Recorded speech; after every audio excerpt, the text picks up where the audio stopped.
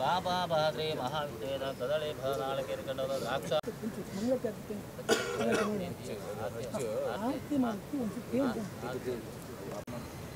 ನನ್ನ ಬಿಸ್ನೆಸ್ಗೆ GST notice ಬಂದಿದೆ, ಏನ್ ಮಾಡ್ಬೇಕು ಅಂತ ಗೊತ್ತಾಗ್ತಿಲ್ಲ. ಇಮಿಡಿಯೇಟ್ಲಿ ಒಬ್ಬ GST ಎಕ್ಸ್ಪರ್ಟ್ ಹತ್ರ ಮಾತಾಡು. ಎಲ್ಲಿ ಹುಡುಕೋದು? ಬಾಸ್ವಾಲಾ. ಬಾಸ್ವಾಲಾ, ಬಿ ದ ಬಾಸ್.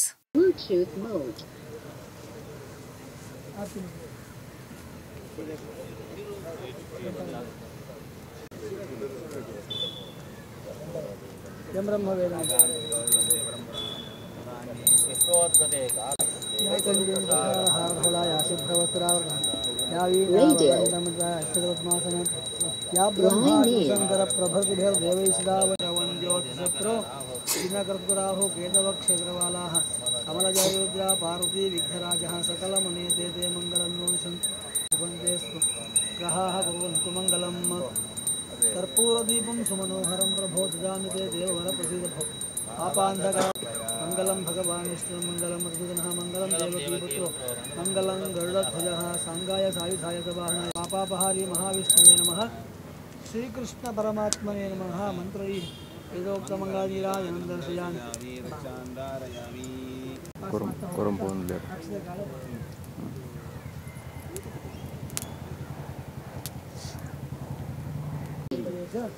तव प्रकीर्त्या जगत् प्रहर्ष्यत्यनुरज्यते च रक्षांसि भूतानि दिशो नवन्ति सर्वे नमस्यन्ति च सिद्धसङ्घाः सशङ्खचक्रं सगिरिं विष्णुं शिरसा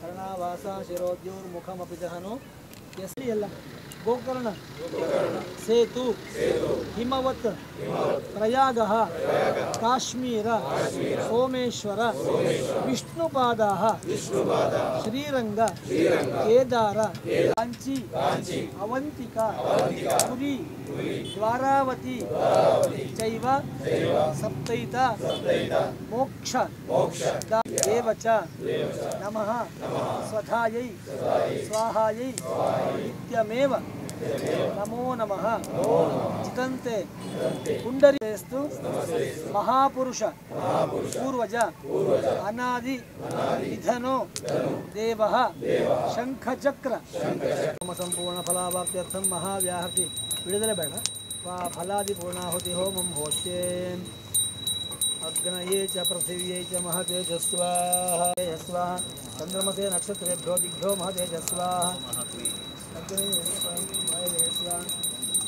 अग्निं प्रज्वलितं वन्दे जातवेदं मुताशनं सुवर्णवर्णममलं सत्रं तरसीरहेक्षणं सहारवक्षस्थलकौस्तुभश्रियं नमामि विष्णुं शिरसा चतुर्भुजं स्थाने ऋषिकेश तव प्रकीर्ते जगत्प्रहर्ष्यत्यनुरज्यते च रक्षांसि भीतानि दिशो द्रवन्ति भीत्यास्तं दीर्घे दोघे धारयन्तं जवाभं हेमाकल्पं पद्मसंस्थं त्रिनेत्रं ध्यायेद्वह्निं बद्धमौलिं गदा विस्वाहा अग्ने नमः आकाशं सुवर्णवर्णममलं समिद्धं विश्वमुखं नमस्ते गार्हवत्याय नमस्ते दक्षिणाग्नि नमः आहवन्याय महावेद्ये नमो नमः दाण्डकीयकुमार्ताय धर्म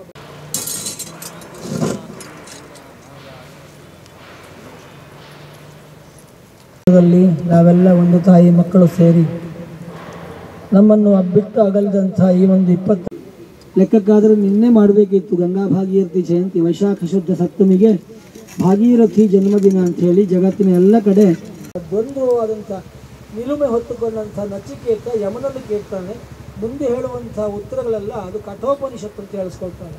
ಹಾಗಾಗಿ ಸತ್ಯದ ಮೇಲಿರುವಂಥದ್ದು ಅಸತ್ಯ. ಅಸತ್ಯ ಅಂತ ಹೇಳಿದರೆ ಮುಖ್ಯವಾಗಿ ಅವರೆಲ್ಲರ ಹೆಸರು ಹೇಳಿಕೊಂಡು ನಾವು ತರ್ಪಣ ಕೊಟ್ಟಿದ್ದೇವೆ. ತರ್ಪಣೆ ಅಂದರೆ ತೃಪ್ತಿರಸ್ತು, ತೃಪ್ತಿ ಆಗಲಿ ಅಂತ ಅಷ್ಟೇ. ಈಗ ವೈದಿಕವಾದಂಥ ತರ್ಪಣಗಳು ಬೇರೆ, ಇಲ್ಲಿ ಸಮಷ್ಟಿ ಭಾವದ ದೇಶ ರಾಷ್ಟ್ರ ಭಾವದಿಂದ ಮಾಡುವಂಥ ತರ್ಪಣ ಏನಿದೆ ಅದು ಅವನಿಗೆ ಸಂಬಂಧಪಟ್ಟದ್ದಲ್ಲ. ಅವ ಇಲ್ಲಿ ನೆಪ ಮಾತ್ರ. ಯಾರು ತರ್ಪಣ ಬಿಡ್ತಾನೆ ಅವ ಇಲ್ಲಿ ನಾನೊಬ್ಬ ನೆಪ ಮಾತ್ರ. ಅಲ್ಲಿ ಮೃತ ಹೊಂದಿರತಕ್ಕಂಥ ಒಬ್ಬ ಯಾವ ದಿವ್ಯಾತ್ಮ ಇದ್ದಾನೆ ಅವ ಯಾವ ಲೋಕ ಪ್ರಾಪ್ತಿಯಾಗಬೇಕು ಆ ಪರಮಾತ್ಮ ಆ ಲೋಕಕ್ಕೆ ಅವನನ್ನು ಕಳುಹಿಸ್ತದೆ. ಅವನಿಗೆ ಸದ್ಗತಿ ಆಗಲಿ ಅಂತ ಒಳ್ಳೆಯ ಭಾವದಲ್ಲಿ ನೀರನ್ನು ಬಿಡುವಂಥದ್ದು. ಆಮೇಲೆ ಈ ಪಿಂಡದಾನ ಇತ್ಯಾದಿಗಳು ಯಾವುದೂ ಇಲ್ಲ. ಗೀತಾ ತ್ರಿಷ್ಟುಪ ಹೋಮದಿಂದ ಅವರಿಗಿರ್ತಕ್ಕಂಥ ಅಕಾಲಿಕ ಮರಣ ದೋಷ ನಿವೃತ್ತಿ ಆಗಲಿ, ಸದ್ಗತಿ ಪ್ರಾಪ್ತಿಯಾಗಲಿ. ಇನ್ನು ಈ ರೀತಿಯಾದಂಥ ಒಂದು ಅಸಂಗತಗಳು ನಮ್ಮ ದೇಶದಲ್ಲಿ ಆಗಬಾರ್ದು ಅಂತ ಹೇಳುವಂಥ ಒಂದೇ ಉದ್ದೇಶ ಬಿಟ್ಟರೆ ಬೇರೆ ಏನಿಲ್ಲ. ಪಾರಮಾರ್ಥಿಕ ತತ್ವವೇ ಇಲ್ಲಿ ನಚಿಕೇತ ಮತ್ತು ಯಮನ ಸಂವಾದದ ಯಾವ ಪಾರಮಾರ್ಥಿಕ ತತ್ವ ಇದೆ, ಕಠೋಪನಿಷತ್ತಿನ ಯಾವ ತತ್ವ ಇದೆ, ಆ ತತ್ವವನ್ನು ಮುಂದಿಟ್ಟುಕೊಂಡು ಮಾಡಿದಂಥ ಕೆಲಸ ಬಿಟ್ಟರೆ ಬೇರೆ ಏನಿಲ್ಲ. ಅವರಿಗೆ ಸದ್ಗತಿ ಆಗಲಿ. ಗೀತಾ ತ್ರಿಷ್ಟುಪ ಭಗವದ್ಗೀತೆಯಲ್ಲೇ ಬರುವಂಥ ಮಂತ್ರ. ಅದು ಶ್ರೀಕೃಷ್ಣ ಪರಮಾತ್ಮನೆ ಹೇಳಿದಂಥದ್ದು. ಯಾರ್ಯಾರಿಗೆ ಅಕಾಲ ಮರಣ ಬರುತ್ತೋ, ಯಾರ್ಯಾರಿಗೆ ಯಾವ್ಯಾವ ಆತ್ಮಗಳಿಗೆ ಸದ್ಗತಿ ಬೇಕಾಗಿದೆಯೋ ಈ ಮಂತ್ರದಿಂದ ಪಠನ ಮಾಡಿ, ಈ ಮಂತ್ರ ಹೋಮ ಮಾಡಿ ಅಂತ ಅವನು ಹೇಳ್ಕೊಂಡಿದ್ದಾನೆ.